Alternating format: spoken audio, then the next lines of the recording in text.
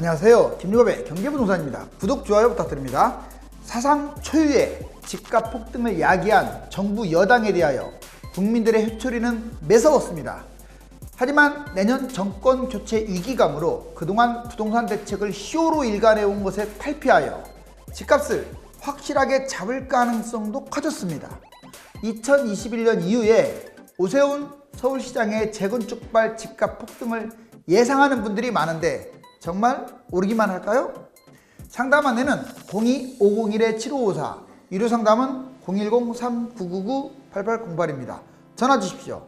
4월 한 달 안에 대세 하락과 거품 폭등이 판가름 납니다.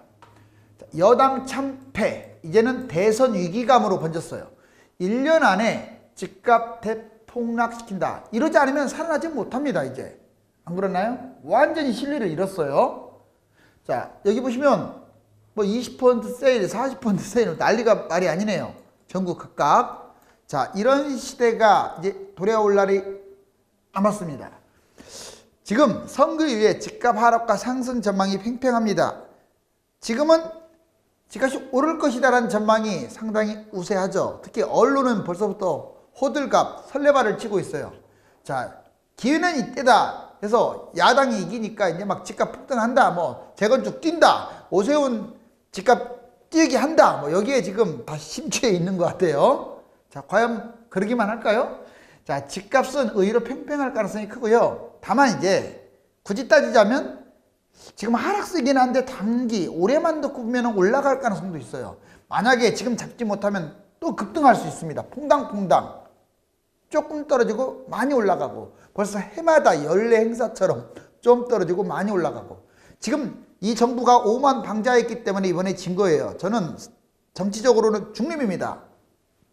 자, 여기 보시면 정부 여당이 이제 사활을 걸 수밖에 없어요. 뭐 세금 많이 걷으면 뭐합니까? 정권 뺏겨버리면 끝장이잖아요. 집값을 어떤 식으로든지 잡으려고 할 거예요.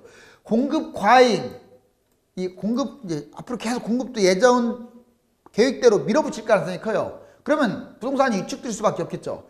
그 다음에 각종 지표, 지금 한 7가지, 8가지 지표들이 다 하향세예요. 하향세. 아직은 마이너스로 완전히 전환되지는 않았지만 하향세를 나타내고 있다는 게 바로 집값 하락의 강력한 징조입니다. 그렇지만 이번 선거를 계기로 자, 오세훈 시장이 이제 당선됨으로써 재건축발 급등, 항상 집값이 올라갈 때는 강남 재건축을 비롯해서 재건축이 먼저 꿈틀거리고 그 다음에 일반 아파트들이 따라가죠. 재건축발 급등은 이제 현실화된 것 같아요. 공약 효과 급등, 공약이 다 집값 올라가는 일밖에 없어요. 다 해제니까. 무주택자들이 불안합니다. 이제 왜? 지금 정책을 봤더니 올라갈 일밖에 안 남았거든요. 그래서 집값이 올라갈 것이다 해서 이 하락할 것이다와 올라갈 것이다가 팽팽한데, 글쎄요, 한 단기적으로는 조금 반등할지 모르겠지만 큰 틀에서는 하락에 무게중심을 두고 싶습니다. 자, 집값 하락의 신호를 한번 보시면 여러분들이 알 수 있을 거예요. 뉴스의 핵심 내용들, 빅데이터의 어떤 핵심 내용을 뽑아봤습니다. 모든 지표가 하향세예요. 매수지수가 급락하고 있고, 거래량도 급락, 하락 거래량이 늘어나고 있고, 하향 매물이 내려가는 매물들이 적체되고 있어요. 그 다음에 영끌 매수한 사람들이 상당히 불안해하고 있습니다. 세금 폭탄으로 매물이 나오는 것에 대해서도 불안하고 있고, 이자 부담이 이제 급증, 점점 올라가고 있으니까 전세가 하락, 예상치 못한 전세가 하락이 가파르니까 불안하고요. 영끌 매입이 계속 받쳐줘야 하는데 확 줄고 있어요. 이래서 영끌 매입한 20, 30대 뿐만 아니라 이런 모든 사람들이 불안해한다. 세 번째, 공급 매물 폭탄, 바로 이것 때문에 그래요. 200만 가구 공급이 예상대로 진행될 가능성이 커요. 이미 토지 부산까지 끝나기 때문에 이건 타이밍만 문제가 되는 거지 분양합니다. 다주택자 매물, 이거 지금 너무 지금 하나도 나온 게 없어요. 별로 나온 게 없습니다. 이거 한꺼번에 쏟아지면 난리 나겠죠. 인구 급감, 이제는 한 해 다르게 과거 10년 이상의 역할을 한 해마다 인구가 줄어든 걸 느낄 거예요. 1인 가구도 증가합니다. 1, 2인 가구가 여러분들 거의 50% 넘고 60%에 육박해요. 그러면 1인 가구라고 해서 다 가난한 건 아니지만 이 사람들이 무슨 비싼 아파트를 얼마나 사겠어요. 강남 아파트 하향세, 지금 현재는 하향세 맞아요. 거래량 반토막 났습니다. 그리고 신고가가 그전에는 많이 찍혔는데 신고가가 반토막으로 확 줄어버렸어요. 그만큼 하락 매물도 증가하고 있다. 주간 시세가 급락하고 있어요. 지금 매주 쭉쭉쭉 내려가고 있잖아요. 세금 폭탄의 강력한 피해, 즉 이번에 나온 공시지가 현실화라든가 그다음에 종부세, 보유세 폭탄 희생양은 강남입니다. 그러면 여러분들 이 시점에서 자, 나는 매수하고 싶은데 뭘 조심해야 하느냐? 잘 들으세요. 전국의 비싼 아파트, 자, 비싼 아파트의 개념은 다르지만 뭐 아무튼 비쌀수록 나쁜 거예요. 20억대는 아주 위험하고 10억대도 위험하고요. 뭐 지방 같은 경우는 더 위험하겠죠. 평당가가 싸니까. 아무튼 10억 이상의 고가 아파트들은 다 위험하다고 보여지고, 자본 부족한 영끌 매입, 이거 있을 수 없습니다. 자본도 적으면서 4억, 5억, 6억 자기 수입 하나 믿고 부모님 백 믿고 앞으로 위험할 수 있어요. 그 다음에 자본도 부족하면서 갭 투자를 한다. 물론 2억, 3억, 4억 뭐 상황에 따라서 다르지만 그런 것들은 절대 가격이 높은 건 아니잖아요. 그런 건 매수해도 된다고 제가 지금도 노래하고 있습니다. 그런데 비싼 것들 말하는 거예요. 지금 갭 투자한다. 이건 말이 안 돼요. 광역시 비싼 아파트, 제가 특별히 광역시를 뽑았어요. 수도권보다 광역시가 몇 배 위험하다는 것만 인지하세요. 비싼 것들. 자, 그 다음에 1주택자 추가 매입, 이거 말도 안 돼요. 지금 아니 취득록서 내고 그리고 2년 안에 팔아야 하고, 그 다음에 실거주 안 하면 40% 취득록서까지 50% 세금이 나가는데 뭐 부경화를 누리겠다고 추가 매입합니까? 묻지마 분양, 특히 이거 조심하세요. 이제 집값이 너무, 기존 집값이 너무 뛰다 보니까 그전에는 미분양 났던 곳들도 분양이 이뻐 보여. 그런데 조심하세요. 지금은 피가 붙을지 몰라도 집값 조금만 내려가면 그런 거 마이너스로 피로 팍, 분양가 밑으로 떨어져요. 사람들이 분양가 밑으로 떨어진다고 생각을 안 하더라고요. 분양가에서 여러분들 5억이면 분양가에서 1, 2억도 떨어질 수 있어요. 농담 아닙니다. 하락장에는 아예 누가 거들떠보지도 않아요. 그래서 입지가 떨어지거나 그런 것들 묻지마 분양 받지 마세요. 미분양 얼마나 안 좋으면 이 시점에 미분양이겠어요. 거꾸로 생각하세요. 얼마나 안 좋으면 하지 마세요. 이런 거 3년 이내에 단기 투자, 3년 동안 좀 돈 좀 벌고 단타 쳐가지고 해야겠다. 자, 지금 7년 8년째 뛰고 있는데 무슨 3년 동안 뛴다는 보장이 어디 있습니까? 제가 지금 제목을 이렇게 잡았잖아요. 당장 조심하라고. 1년 안에 집값 폭락시키려고 정부는 이제 아마 노력을 할 것 같은데, 자, 나홀로 비아파트 이런 건 그냥 잡지 마세요. 무주택만 또 못합니다. 이런 것은 잡게 되면 나중에 팔리지도 않지. 10년 동안 꽁꽁 묶여요. 그러면 좋은 세월이 와도 다 놓쳐요. 다시 말합니다. 자, 좋은 아파트, 그 다음에 무주택. 제일 안 좋은 게 비아파트는 아파트 아닌 것들 갖고 있거나 나홀로 아파트를 갖고 있는 사람들이 제일 안 좋은 거예요. 자, 그 다음에 조심할 부동산 매입 확실하게 찝어졌고, 이제 선거 결과 부동산 전망. 이번 선거 결과를 토대로 많이 연구할 거예요. 이거 상당히 중요해요. 선거가 왜 중요하냐면, 여러분들 부동산에서 가장 지금 중요한 게 뭐 같아요? 금리 인상? 아니면 뭐 코로나? 아니면 뭐 영끌 매입? 다 중요하죠. 근데 1번이 뭔 줄 아세요? 제 말을 맞아요. 정부 정책입니다. 뭔 뭐 정책이냐고요? 그 전에 쇼만 했기 때문에 집값 뛴 거예요. 적극적으로 안 잡았다고요. 집값을. 더 잘 아시잖아요. 여러분들이. 이번에 심판 받았잖아요. 그래서. 근데 앞으로도 쇼 할까요? 천만의 만만의 말씀이겠죠. 그래서 이번 선거가 중요한 거예요. 이걸 빼놓고는 부동산을 논할 수가 없어. 여기 보세요. 자, 정부 여당의 참패 원인이 뭐냐? 집값 상승을 방치한 거예요. 적어도 방치한 건 맞잖아요. 자, 전국 집값이 결과론적으로 급등을 해버렸습니다. 풍선 효과? 오히려 정부가 일으킨 것처럼 막 모든 곳이 다 뛰었어. 너무 많이 뛰었어. 그래야 세금 더 거두니까. 집값 급등했습니다. 태도. 얼마나 본인들이 한 말을 지킨 게 없어요. 입만 뗐다면 거짓말이었어요. 제 말 틀린 거 아니잖아요. 특히 부동산 쪽으로 말하는 거예요. 저런 거 다른 건 관심 없어요. 부동산 쪽으로. 뭐 못 잡았다면 무능한 거죠. 남 탓을 왜 합니까? 본인들이 집값 못 잡아놓고. 부패, LH 사태뿐만이 아니라 이 부패가 얼마나 심각해요. 그나마 청렴했던 게 그나마 진보의 장점이었는데 이건 뭐 보수 못지않게 오히려 그 이상의 부패를 보여줬고 오만방자했습니다. 네거티브로 일관하는 여당이 어디 있어요? 여당이라면 적어도 네거티브를 할 게 아니라 정책으로 승부를 걸어야지. 정부 여당이 이제 해결 방안 아마 모색을 할 것 같아요. 상승 유발, 불필요한 규제 때문에 올라가는 것들이 많아요. 지금 규제라고 다 좋은 게 아니야. 지금 25번 규제 중에서 제가 보기에는 약 3분의 1은 버려야 할 규제들이에요. 모든 걸 버리면 안 되고 괜히 그 규제를 갖다가 만들어 가지고 집값 올라가고, 예를 들어서 청약 규제가 대표적인 거예요.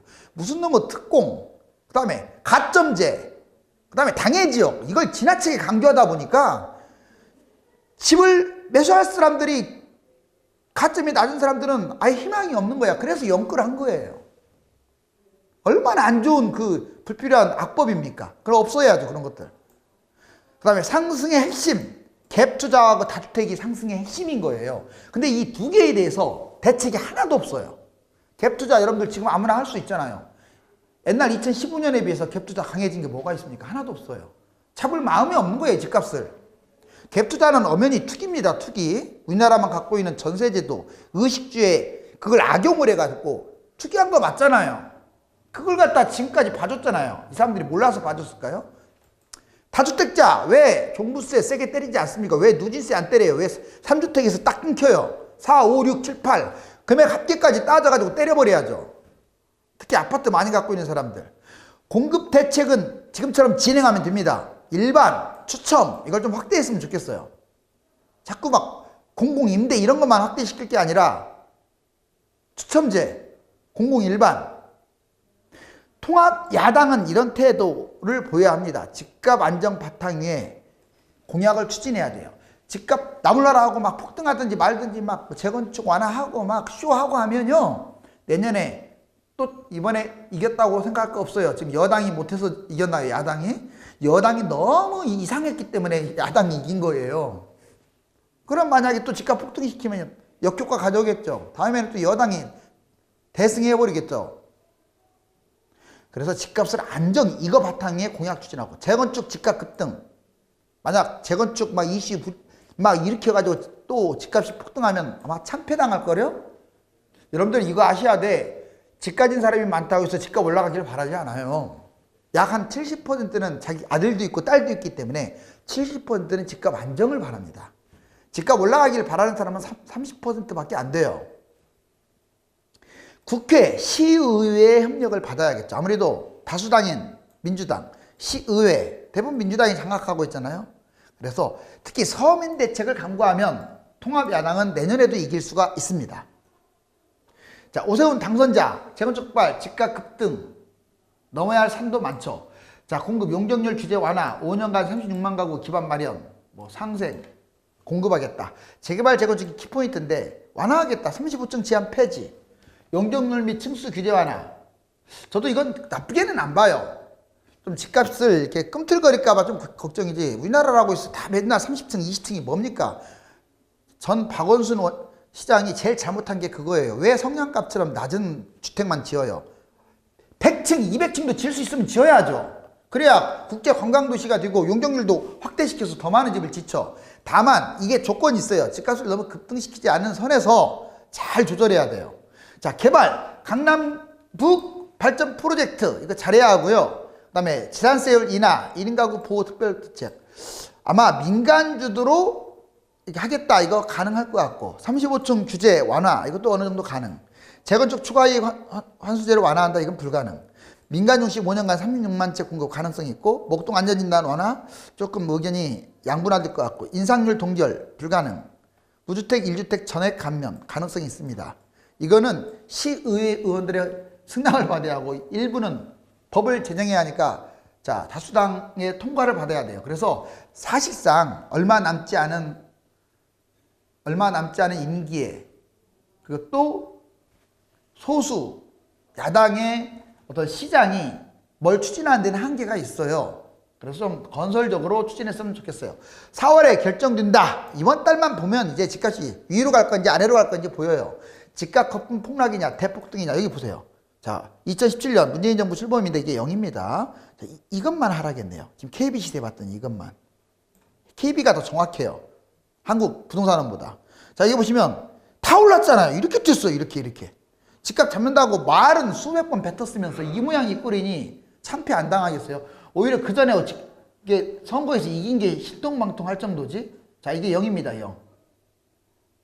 여기 보시면 2018년에 이렇게 폭등을 했고 다 폭등이에요. 이거 폭등. 최근에 와서는 2020년부터는 아예 그냥 올라가는 게 상세가 됐어요. 근데 지금 여기 네모박스가 좀 중요해요. 왜냐 이게 0이라면 0 근처까지 왔어요. 여기 0 근처까지. 자, 보이죠? 현재 시세가 여기야. 그러면 이제 이번 보궐선거를 계기로 해가지고 올라갈 거냐 떨어질 거냐. 지금 상당히 많은 분들이 이제 오세훈이 됐으니까 재건축 활성화해갖고 이렇게 뛸 것이다라고 예측을 합니다. 원래 2021년은 올라갈 가능성이 높다라고 이렇게 판단됐어요. 이게 보면 퐁당 하잖아요. 이렇게 올랐다 떨어졌다. 이번에도 좀 내려왔으니까 올라갈 일이만 남았죠. 이게 쭉 시원스럽게 내려간 적이 없으니까 한 번도. 그런데 올라갔다가 2022년이나 뭐 이렇게 떨어질 거라고 이렇게 보여지는 게 첫 번째 아니고, 아니다. 정부가 지금 1년밖에 안 남은 대선에서 이기려면 뭔가 부동산 반등이 필요하다. 그럼 집값을 떨어뜨려야 하는데 정책을 강력하게 써버리면 이렇게 떨어질 수도 있어요. 이걸 지켜보는 게 4월 달이라고요. 자, 이해가셨죠? 이번에 서울시, 경기도, 광역시, 세종시 흐름은 어떻냐? 서울시 보시면 자, 여기 직전까지 작년 말까지 얼마나 거래량 많았습니까? 거래량이에요. 빨갛고. 근데 올해 들어와서 파란색. 거래량이 확 줄어버렸어요. 자, 그러면 경기도 보자고요. 경기도도 서울하고 비슷해요. 거래량 얼마나 많습니까? 자, 올 2, 3월 와가지고 급격하게 거래량이 팍팍 줄고 있죠. 자, 그 다음에 광역시. 5대 광역시 보면 정말 많았죠. 그런데 거래량이 더 없어요. 지금 확 내려갔네요. 그래서 지금 인천을 빼고 나머지 4개 광역시, 지방 광역시들 상당히 위험합니다. 세종시 집값만 버티고 있어요. 이렇게 높다가 집값만 버티고 있지 거래가 전무예요. 전무. 거래량 없습니다. 지금. 이게 조금만 더 장기화되면요. 집값 하락, 폭락으로 이어지는 거예요. 아, 집값 떨어지는 게 없는데요. 왜? 여러분들 지금 쌀 넣고 전기밥솥 이게 누리자마자 왜 밥이 안 됐냐고 큰 소리 칠 이유가 없어요. 시간이 필요하죠. 시간이.